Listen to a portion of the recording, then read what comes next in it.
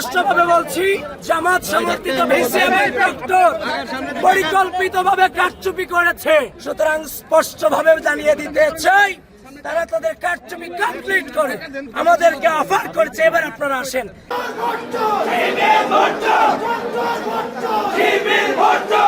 ঢাকা বিশ্ববিদ্যালয় কেন্দ্রীয় ছাত্র সংসদ নির্বাচন, যা একসময় দেশের গণতান্ত্রিক আন্দোলনের সূতিকাগার হিসেবে পরিচিত ছিল, তা আবারও অনিয়ম ও কারচুপির অভিযোগে বিদ্ধ। সর্বশেষ নির্বাচনকে ঘিরে ওঠা গুরুতর অভিযোগগুলো বিশ্ববিদ্যালয়ের গণতান্ত্রিক প্রক্রিয়া এবং শিক্ষার্থীদের ভোটাধিকারের প্রতি আস্থাকে প্রশ্নবিদ্ধ করেছে। নির্বাচনের দিন সকাল থেকেই বিভিন্ন ভোট কেন্দ্রে উত্তেজনা ও বিশৃঙ্খলার খবর পাওয়া যায়। কয়েকটি কেন্দ্রে ব্যালট বাক্স ভর্তি করার অভিযোগ ওঠে, যেখানে নির্বাচনের নির্ধারিত সময় শেষ হওয়ার আগেই বিপুল সংখ্যক ব্যালট পেপার পাওয়া যায়, যা সাধারণ শিক্ষার্থীদের মধ্যে ব্যাপক ক্ষোভের সৃষ্টি করে। প্রত্যক্ষদর্শীরা জানান, ক্ষমতাসীন ছাত্র সংগঠনের কর্মীরা জোরপূর্বক বুথ দখল করে নেয় এবং সাধারণ ভোটারদের ভোটদানে বাধা দেয়। বিরোধী ছাত্র সংগঠনগুলোর পক্ষ থেকে অভিযোগ করা হয়েছে, একাধিক কেন্দ্রীয় বহিরাগতদের আনাগোনা ছিল চোখে পড়ার মতো। এরা ভোট কেন্দ্রের আশেপাশে ভীতিকর পরিস্থিতি তৈরি করে এবং অনেক ভোটারকে কেন্দ্রে প্রবেশ করতে নিরুৎসাহিত করে। এছাড়াও ভোট গণনার সময় অস্বচ্ছতার অভিযোগ উঠেছে, যেখানে প্রিজাইডিং অফিসার ও পোলিং এজেন্টদের যোগ সাজশে ফলাফল পাল্টানোর চেষ্টার কথা বলা হচ্ছে।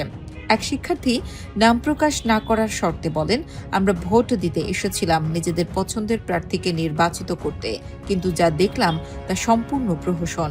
আমাদের ভোট দেওয়ার আগেই ব্যালট বাক্স ভর্তি হয়ে আছে। এটা কোন ধরনের নির্বাচন? অন্যদিকে বিশ্ববিদ্যালয় প্রশাসন অবশ্য সব অভিযোগ অস্বীকার করে নির্বাচন সুষ্ঠু হয়েছে বলে দাবি করেছে। তবে নির্বাচনের ফলাফল ঘোষণার পর থেকে ক্যাম্পাসে থমথমে পরিস্থিতি বিরাজ করছে এবং অনেক শিক্ষার্থী ও শিক্ষক এই নির্বাচনী প্রক্রিয়ার বিশ্বাসযোগ্যতা নিয়ে প্রশ্ন তুলেছেন। শিক্ষাবিদ ও রাজনৈতিক বিশ্লেষকরা মনে করেন, ডাকসু নির্বাচন যদি স্বচ্ছ ও নিরপেক্ষভাবে অনুষ্ঠিত না হয়, তাহলে তা শিক্ষার্থীদের গণতান্ত্রিক মূল্যবোধকে ক্ষুণ্ণ করবে এবং ভবিষ্যৎ নেতৃত্ব বিকাশে নেতিবাচক প্রভাব ফেলবে।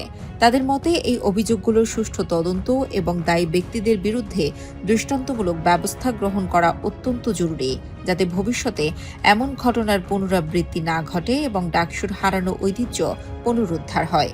এই পরিস্থিতি ঢাকা বিশ্ববিদ্যালয়ের শিক্ষার্থীদের মধ্যে হতাশা এবং ক্ষোভের জন্ম দিয়েছে। তারা একটি অবাধ ও সুষ্ঠু নির্বাচনের মাধ্যমে পছন্দের নেতৃত্ব বেছে নিতে চেয়েছিল। ভবিষ্যতে ডাকসু নির্বাচনের স্বচ্ছতা নিশ্চিত করতে এবং শিক্ষার্থীদের ভোটাধিকার সুরক্ষিত রাখতে বিশ্ববিদ্যালয় প্রশাসনকে আরও কঠোর এবং নিরপেক্ষ ভূমিকা পালন করতে হবে বলে পর্যবেক্ষকরা মনে করছেন।